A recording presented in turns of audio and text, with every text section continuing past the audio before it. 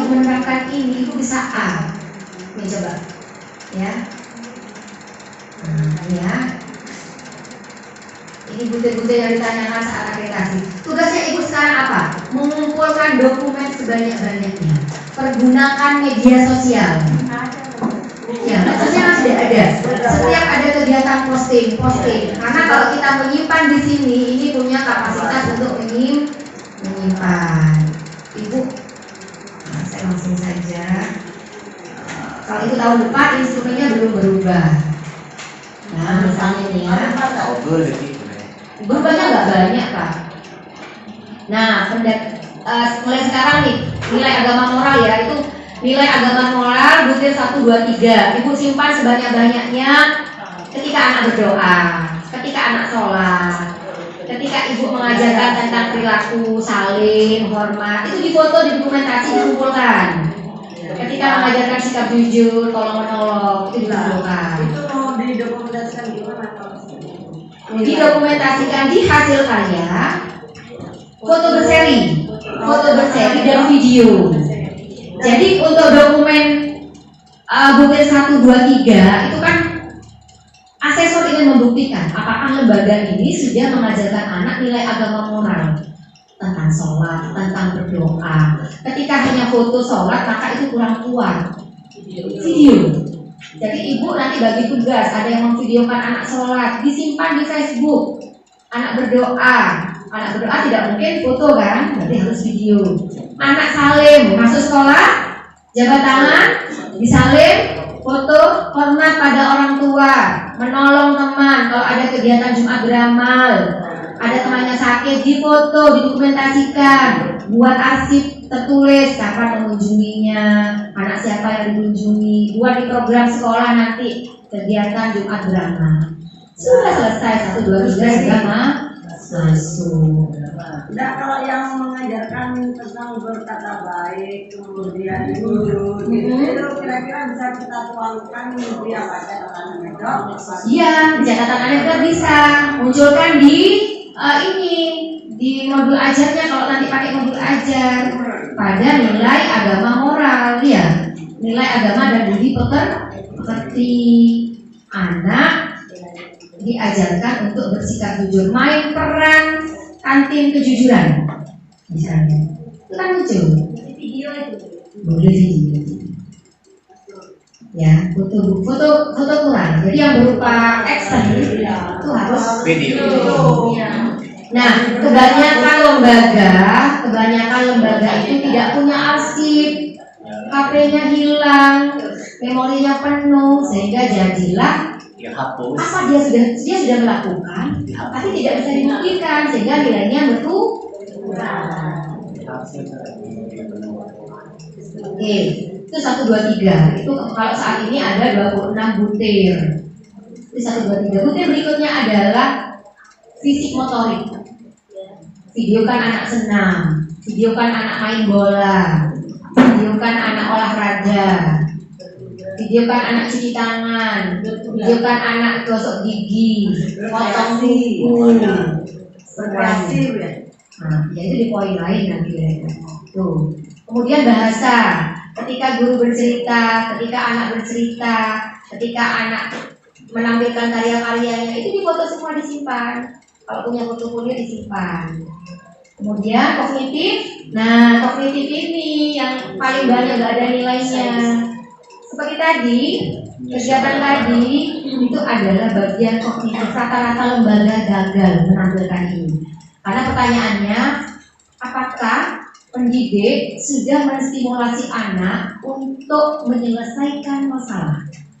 Apakah pendidik sudah merangsang anak untuk mengidentifikasi masalah? Itu nggak bisa jawab tuh. Kembali, bingung. Mereka jawabnya apa? Main puzzle, Bu. Padahal main puzzle itu anak tidak tertantang kan? Ketika puzzle sudah selesai, maka dia sudah tidak punya kemampuan untuk mau apa lagi, dia bosan. Tapi ketika tadi kan dia senang, ibu ubah lagi mainnya. Kemudian seperti ini misalnya, ketika ada gelas pecah jatuh, basah lantainya, apa yang dilakukan anak? Nah, itu ada proses pembelajaran kognitif. Maka anak yang kognitifnya bagus akan mengambil lab dan membersihkan. Itu masuk di poin itu kognitif. Kemudian masuk di poin bahasa kognitif, fisik motorik sudah. Kemudian menjaga kebersihan. Kemudian inovasi guru. Sedangkan gurunya kemudian melakukan pembelajaran yang inovasi. Kalau ibu memasukkan unsur sekolah alam, itu akan jadi poin yang itu bernilai. Rata-rata sekolah itu tidak punya nilai inovasi.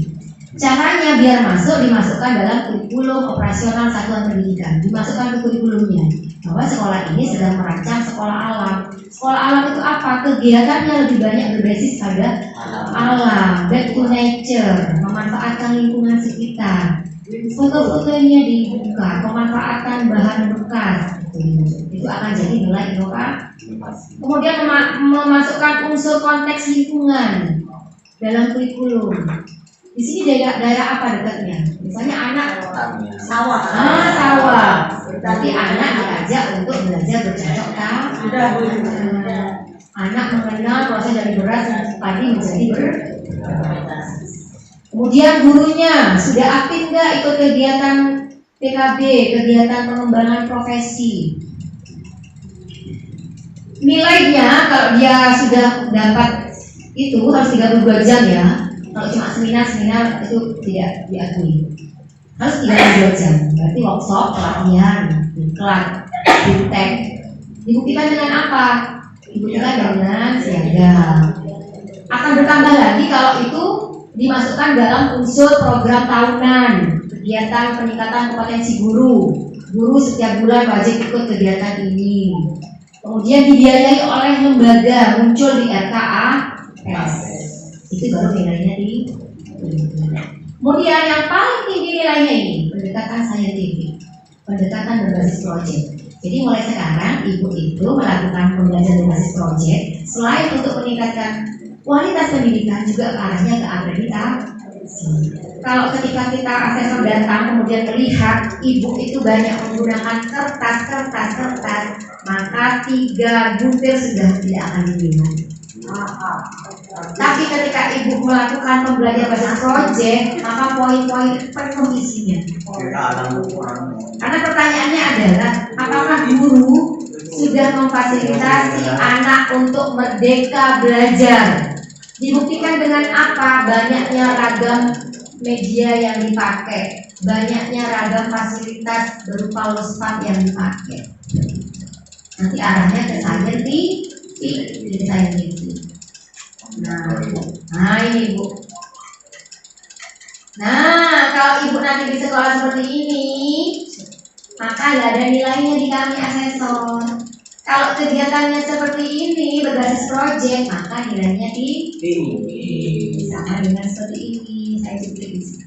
Nah ini tahapan membaca dan menulis. Tahapannya seperti ini dulu. Ini tahapan banyak tahapannya. Nah ini nilainya pasti ini C. Kalau itu ini bagus, nilainya harus seperti ini. Kalau untuk akreditasi, menulis tahapannya seperti apa nih Bu? Coret-coret dulu, biarkan dia menggambarnya kan seperti ini. Ada berapa ini? 1, 2, 3, 4, 5, 6, 7, 8. Baru dia bisa menulis dengan baik. Yang kita lakukan apa? Sudah langsung ke sini. Ini maka kita melewati 4 tahapan. Hati-hati akan ada anak yang belas. Bukan belas on, penggerakan ini ya. Nah, Ibu, memang apa gurunya harus siap capek. Ini bukan ini dapatnya dari alam semua ini ya. Tidak mau capek. Nah, makanya harus komitmen. Tadi kan sudah diajari tapping. Bu, Pak, bangun, ingatkan saya kalau perencanaannya salah, gitu kan?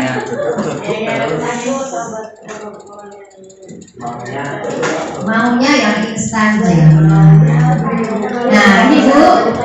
Jadi Ibu saya bilang jadilah guru pemulung. Dikumpulkan bahan-bahan yang ada itu. Ini untuk menuju ke berbasis proyek. Kalau asesor datang lihat ini, itu akan banyak cendangan terpenuhi. Karena kita bisa melihat, kalau asesornya Pak yang pintar, kita bisa melihat mana RPTH yang dibuat hanya ketika asesor datang dibuat bagus dan mana yang tidak. Nah, ya. Jadi ini instrumen-instrumen ketika kita asesor nanti mendatangi sekolah itu. Nah itu, jadi sekarang sudah siap, kumpulkan dokumen-dokumennya untuk menuju ke akreditasi. Tahun langsung akreditasi. Itu ada yang saya tanyakan tentang penilaian anak tadi, yang sehari-harinya kan tidak semuanya dinilai, hanya 4 atau 3 anak. Itu untuk penilaian anak yang sekarang 4 anak ya. Terus besoknya anak lain lagi kan. Sedangkan yang aktif, yang aktif itu saja.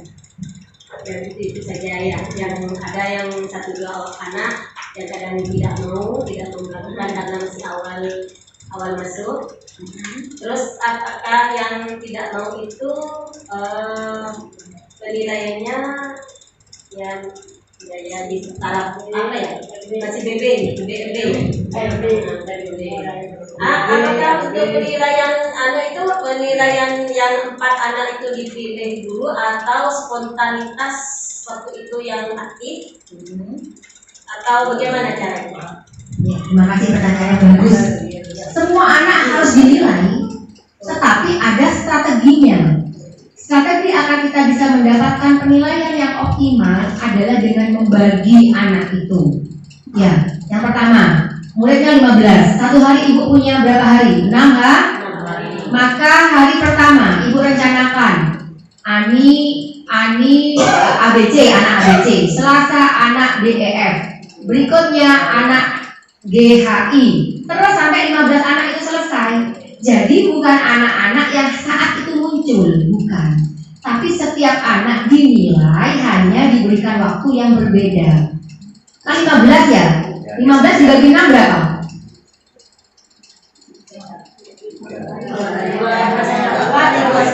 Ada yang 2, ada yang 3. Berarti nilainya satu hari itu 3 atau 4 anak. Berarti akan ada hari yang kosong kan? Hari yang kosong berarti anak yang nggak masuk kemarin, atau anak yang kemarin nggak mau lakukan penilaian di hari yang kosong tadi, sehingga semua anak ternilai dengan materi yang berbeda. Dengan materi yang berbeda, karena pasti akan berulang lagi yang dinilai itu sama, Bu. Ya. Materi Iya, dengan materi yang berbeda. Boleh dengan materi berbeda, boleh dengan materi yang sama, karena konsepnya merdeka belajar. Karena bisa jadi materi kemarin nggak selesai, ibu saya suka materi kemarin diulangi lagi, boleh. Saya suka ibu, kembali lagi ini diulang lagi, boleh. Makanya yang menjadi kelemahan kita, hasil evaluasi itu tidak pernah dijadikan sebagai dasar untuk merancang kegiatan berikutnya. Nggak diayak. Ini loh sebenarnya anak-anak kurang nih loh di kegiatan ini. Harusnya ini diulang lagi biar semakin menguatkan hasil itu. Kalau kita kan enggak, banyak yang hitung kancing nanti nilainya di akhir ya. Jadi mari kita kembali ke jalan yang benar. Gitu ya Bu ya. Jadi kalau anaknya 15 bukan berarti anak yang muncul-muncul saja, tapi ibu sudah punya planning ABC Senin, DEF Selasa, HIJ Rabu, sampai semua anak selesai. Tapi ketika kegiatan klasikal, maka ibu bisa melakukan kegiatan itu semuanya dinilai. Ketika doa, kan semuanya melakukan kegiatan. Ibu di depan kan, sambil jalan. Sambil ibu jalan, kan ibu sudah bisa melihat anak mana yang ini. Jadi yang ditulis adalah yang tidak melakukan kegiatan saja. Bisa? Paham maksud saya? Karena fokus pada kegiatan klasikal berdoa itu semua anak kita yang tadi ketika melakukan kegiatan inti. Karena ketika kegiatan inti kita tidak bisa menilai semua karena pasti kita akan fokus untuk memberikan penguatan pada anak-anak yang belum mau mengerjakan. Gitu ya Bu ya. Ada lagi pertanyaan? Bu, saya kembali. Iya. Berarti apa namanya, rencana pembelajaran per kelas itu setiap kelas itu tidak akan sama. Gitu. Jadi sesuai dengan kemampuan anak di kelas SD. Nah, tidak sama. Disitulah kemudian esensi merdeka belajar antara anak yang satu dengan anak yang lain berbeda, kelas yang satu dengan yang kelas lain berbeda. Paham? Ini itu lagi, ini untuk yang berbeda ini kan guru-guru tidak bisa membuat promis, hanya kontak langsung ke RPPH atau RPM. Salah satunya RPPH atau RPPH. Apakah prota ini langsung ada dari kurikulum merdeka? Apakah diberi kebebasan juga? Diberi kebebasan, Bu. Prota. Diberi kebebasan. Saya ada contoh protanya tapi harus mencari ya. Sebentar. Prota itu bebas, dan uniknya di prota yang sekarang itu setiap bulan harus mencantumkan kegiatan parenting. Nah, ini coba kita lihat ya. Per bulan harus ada parenting. Itu kemudian menjawab pertanyaan Bapak itu tadi.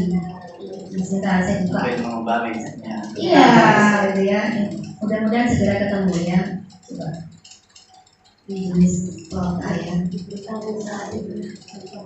Ini karena 112 halaman. Bapak kalau belajar boleh. Ibu sudah punya platform Merdeka Belajar di Androidnya masing-masing? Alhamdulillah belum. Nah, tugasnya Pak Aris sudah masuk di Dapodik semua kan? Ya. Nah, nanti buka platform. Bukan Dapodik. Simpati. Oh ya, Saya SD. Tapi akun ID kan boleh dikompletkan ketika sudah KSOP, KOSP. Harus ada brand. Parenting itu ada tiap bulan.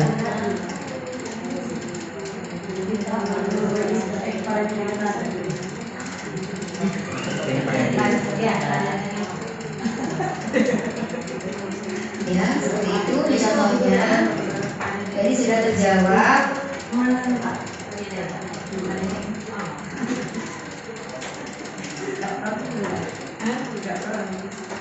Ada pertanyaan lagi? Seperti yang kita sampaikan, kalau kurikulum merdeka itu kan ada 4 tema. Ya, 4 tema topik. Kita Indonesia dan seterusnya. Terus selama ini kan kita temanya banyak. Terus Ibu juga sampaikan tadi kita tidak harus sama perkelaskan temanya, bisa misalnya pas A nanti aku tentang bumi, pas B aku tentang Indonesia, itu kan boleh. Sementara kita selama ini kalau tema yang sekarang tema satu diri sendiri ya diri sendiri semua ada mungkin, cuman mungkin pembelajarannya yang beda. Intensitas bermain. Terus sekarang ini apa ya? Terus berarti tidak ada acuan atau panduan sekarang temanya harus aku cita bumi tidak seperti itu. Ada. Bebas lah. Ibu mau setelah ibu melakukan orientasi lingkungan kepada anak-anak, kan sudah mulai teridentifikasi kesukaan anak, karakter anak gitu ya. Jadi tugas ibu merancang kira-kira untuk 1 minggu ini tema saya apa. Nah, ibu uji cobakan ke anak. Karena prinsip Merdeka Belajar juga ada trial and error ya, coba salah. Ternyata anak nggak suka, anak dibuat. Habis itu ibu nanti akan menemukan formulasi yang pas untuk kelas ibu. Ternyata anak saya sukanya begini. Jadi tidak ada tema pertama harus ini, tema pertama ini nggak ada. Bukan seperti ketika kurikulum 2013. Jadi setelah nanti saya pulang, ibu silakan rembuk sama yayasan. Mau mencoba yang mana? Kalau memang masih terasa berat, coba yang paling ringan tadi. Mandiri belajar. Tetap pakai 2012, tapi pembelajarannya berbasis project. Ya. Setelah itu selesai, ibu sudah paham, pelan-pelan belajar tentang Merdeka Belajarnya, mengubah modul A RPPH menjadi modul A aja dengan 4 tema tadi. Tapi yang 17 tema sudah ditinggal. Lebih mudah kan? Jadi pelan-pelan saja. Katanya Antri kotak pelan-pelan saja. Gitu ya Bu ya. Berjalan dalam 1 tahun ataukah satu tema itu sama seperti sekarang? Sama seperti sekarang, satu tema itu apa? Berjalan 1 tahun, atau dalam 4 tema itu harus berjalan dalam 1 tahun? Maksudnya tema aku apa tadi? Aku cinta bumi. Aku cinta bumi. Nah, aku cinta bumi apakah itu nanti akan dibagi per temanya itu? Ya. Sekali lagi bahwa prinsip merdeka belajar itu dikembalikan kepada keinginan sekolah, kondisi sekolah dan kondisi masyarakat. Tidak sama. Kalau ibu mau dihabiskan 1 tahun boleh, ibu mau dihabiskan 1 bulan boleh, 1 semester boleh. Ketika ibu melihat ternyata kondisi kelas anak-anak sudah mampu, maka ibu bisa beralih pada topik yang lain. Ketika ibu melihat ternyata di topik ikan, tadi topik ikan ya, coba kita lihat, coba. Kita kembali pada contoh modul ajar. Ya. Jadi setiap tema itu kan, setiap topik kan ada yang namanya peta konsep. Sudah besar mau jadi apa? Ya, dokter hewan misalnya. Ketika kita membahas dokter hewan itu di 1 minggu tidak selesai, karena banyak, 1 minggu bicara tentang peralatan ya. Minggu berikutnya tentang yang dilakukan dokter hewan. Minggu berikutnya tempat kerja. Minggu berikutnya perilaku. Berarti dalam 1 bulan ibu membahas tentang topik yang sama. Tergantung pada ini loh Bu, peta konsep yang ibu buat. Nah, kita lihat peta konsepnya. Semakin banyak bercabangnya, maka semakin banyak tugas-tugas yang harus diselesaikan. Misalnya nih, peta konsep yang lain modelnya seperti apa? Ini coba lihat. Model peta konsepnya sudah semakin banyak cabang dan rantingnya, ya kan? Bicara pohon, bicara bagian saja nggak selesai 1 hari. Bisa diulangi lagi besoknya. Kreativitas guru akan terlihat dari kemampuan dia memetakan pikiran.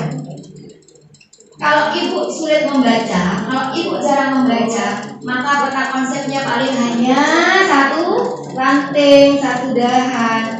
Tapi ketika ibu banyak membaca konsep, nah nanti kenapa ibu harus belajar? Karena di sini nanti ada sumber Bu. Nah, ya coba dilihat, ada sumber. Contoh sumber belajarnya dari video, dari YouTube, itu juga nanti dimasukkan di modul ajar. Bedanya sumber sama media. Ya. Bedanya sumber sama media. Oke, sampai sini pertanyaan lagi. Ada No. untuk yang kegiatan proyek itu, apakah anak-anak sebelum anak-anak mengerjakan, apakah guru boleh memberi contoh sebelum anak-anak bekerja itu memberi contoh sampai proyek selesai? Ya, Bagaimana? boleh. Boleh. Boleh. Itu yang dinamakan dengan provokasi dan invitasi. Jadi boleh. Ketika tadi lihat ya video tadi ya, video tadi kan lihat.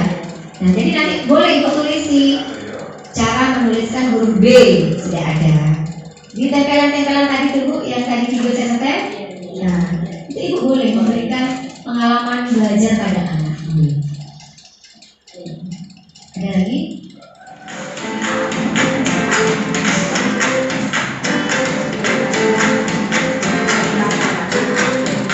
Ini adalah daun-daun kering ya, karya orang tua, daun kering.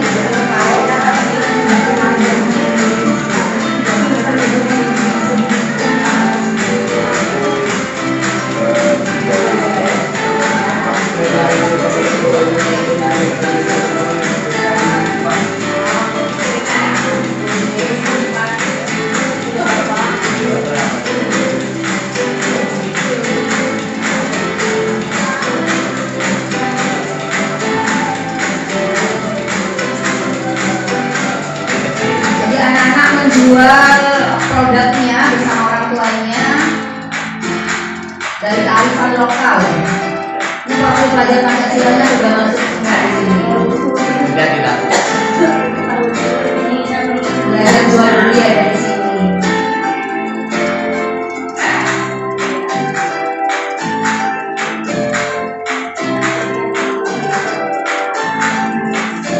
Berung green.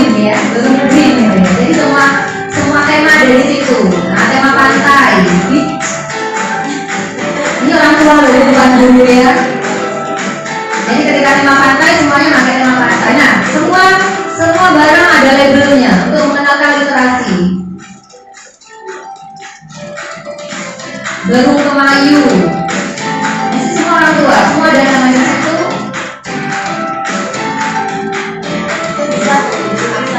Ini dari daun yang kayak dari unsur-unsur alam kita masukkan di situ.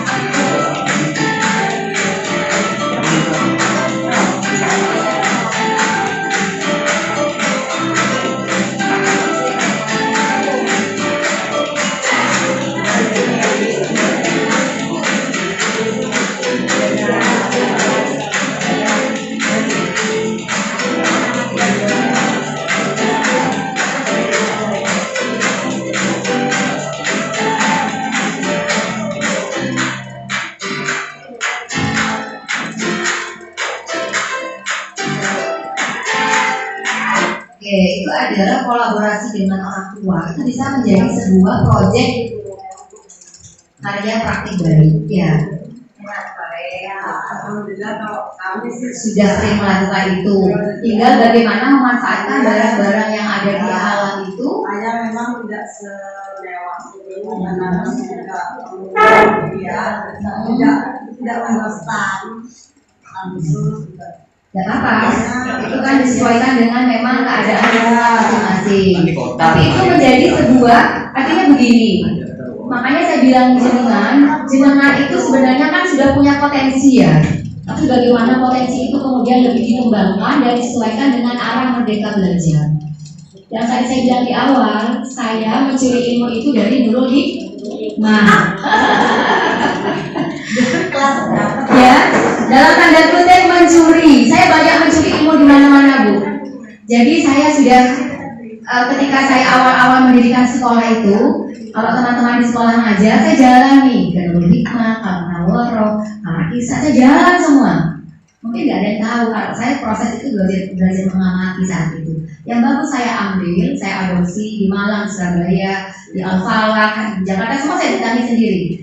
Karena kalau seperti Pak Aris tadi, kalau rombongan biayanya besar, jadi cukup kepala sekolahnya dulu yang adopsi.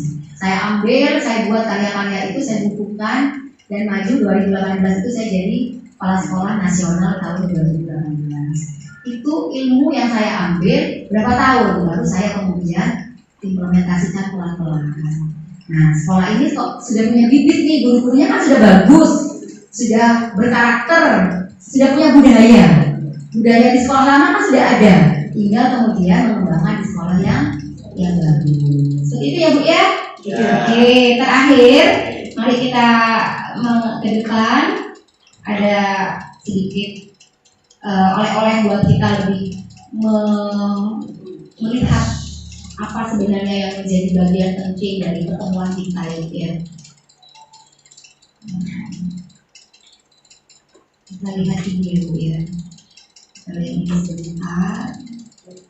Ini sebagai sebuah motivasi untuk kita bersama untuk sebenarnya apa sih tujuan terakhir dari kegiatan-kegiatan ini.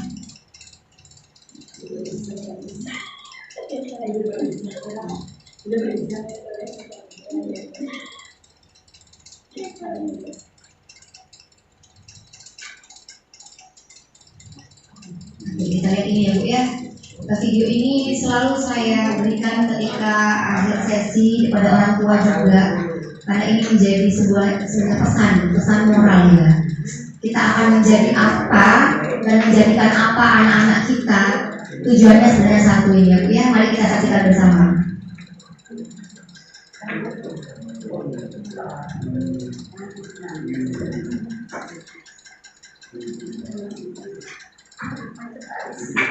Itu adalah sebenarnya tujuan akhir dari kita mendidik anak-anak kita ya Bu ya, menjadikan anak-anak yang soleh dan solehah, karena tidak mungkin itu bisa lahir generasi yang seperti itu ketika kita belum bisa memberikan sesuatu yang istimewa berupa pendidikan karakter kepada anak-anak kita. Dan terakhir mungkin dari saya sebelum kita berpisah, bahwa apapun yang menjadi masalah kita kemarin, biarlah itu menjadi bagian dari masa lalu, kita siap-siap untuk berubah menjadi lebih baik.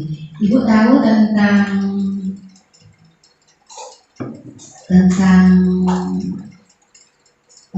alam bawah sadar dan tidak ya Bu ya. Kita lihat ini ya Bu ya.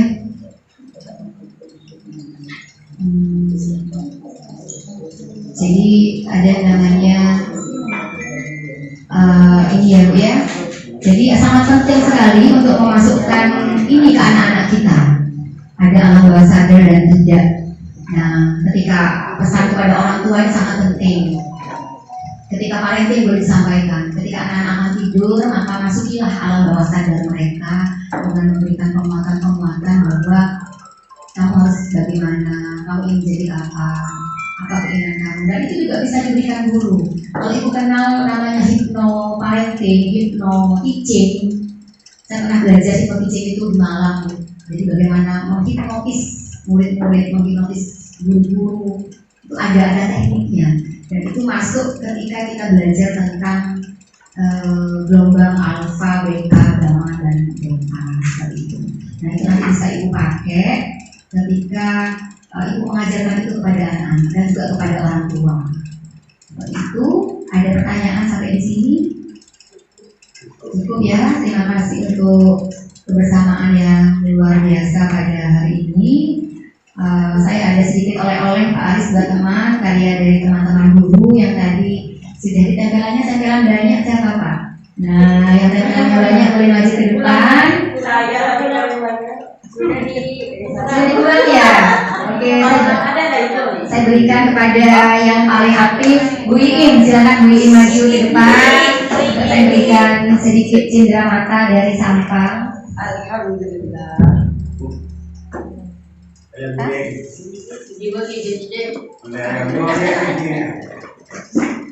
Saya jeruk kan.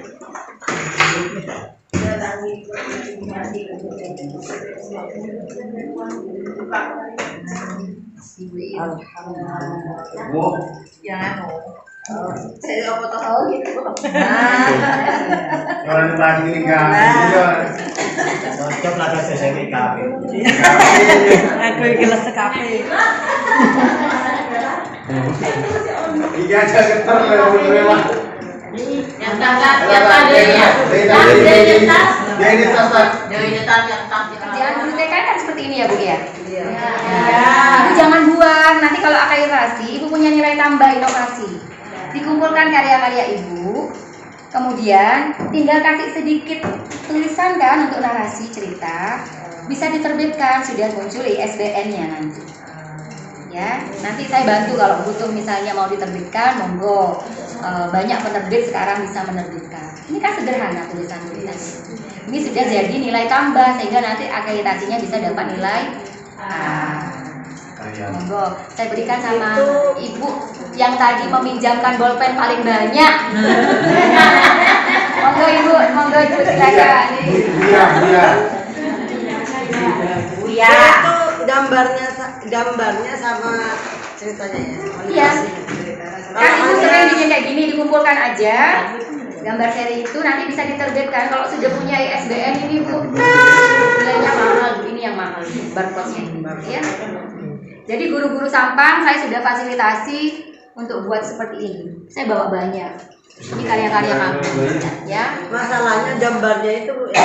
Nah, ini teman saya nggak bisa bikin gambar, Bu. Teman saya nggak bisa bikin gambar, dia bisanya hanya menulis. Jadi ada di aplikasi sudah ada. Ini komputer ya, Bu.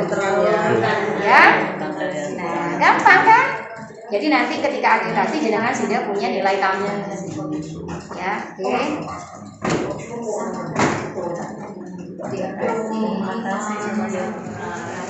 Assalamualaikum warahmatullahi wabarakatuh. Sekali lagi kami pihak Yayasan Al-Furqon mengucapkan terima kasih ke Ibu Dewi, dan alhamdulillah juga ternyata Bapak Ibu mungkin ada yang belum paham, semua acara ini bisa terlaksana berkat Pak Aris. Terima kasih Pak Aris, Pak Aris ya. Pak Aris ya. Terima kasih Pak Aris. Dan kami tidak berhenti sampai di sini. Kami nanti punya rencana untuk studi banding supaya dimediasi Pak Aris. Kami masih kurang lagi minta bantuannya untuk dimediasi. Insya Allah kita akan studi banding di Sampang dengan memohon dengan sangat oleh Bu Dewi untuk difasilitasi. Jadi kata Bu Dewi tadi, saya ulang lagi, sudah saatnya kita berubah. Jadi pesan itu tolong dicamkan baik-baik, dan saya juga mohon maaf ini yang penanggung jawab SD nanti biar perlu kita sikat juga nih, karena gurunya tinggal 2 ini. Nanti juga bicara oleh penanggung jawabnya, kita beri beban istilahnya beban yang mendidik, yang edukatif, biar lebih peduli ke lembaga. Kalau seperti ini terus mau maju gimana lembaga kita? Dan sebetulnya kita tidak terasa padahal Bu Dewi dengan Pak Aris juga mengamati kita. Mengamati apa? Kepedulian kita, keseriusan kita dalam mengikuti kegiatan workshop ini. Jadi ya malulah kalau sampai ada yang mundur, ada yang mundur. Padahal Bu Dewi payah-payah dari Sampang ke sini demi kita. Pak Aris payah-payah memfasilitasi jalannya dalam kegiatan workshop ini juga demi kita. Tapi kita sendiri yang dipedulikan tapi tidak peduli. Kita hanya kurang, juga tidak peduli, dan itu juga nanti jadi pelajaran. Yang lain itu juga tidak baik, yang lain supaya tidak ikut-ikutan seperti itu. Ya kalau memang serius ya serius, kalau tidak ya bagaimana konsekuensinya. Jadi sekali lagi kami ucapkan terima kasih Bu Dewi, Pak Haris, dan kami masih kurang untuk difasilitasi dan dimediasi. Insya Allah lembaga akan sedikit ke sana. Terima kasih Bu Dewi sudah payah-payah dari Sampang ini, sudah menumpahkan ilmunya ke kita semua, dan lagi materinya pas untuk sampean ini. Sangat-sangat pas ini. Dan terakhir kami wakili Yayasan Bu Dewi, Pak Haris, mohon maaf yang sebesar-besarnya karena tidak bisa melayani dengan sempurna.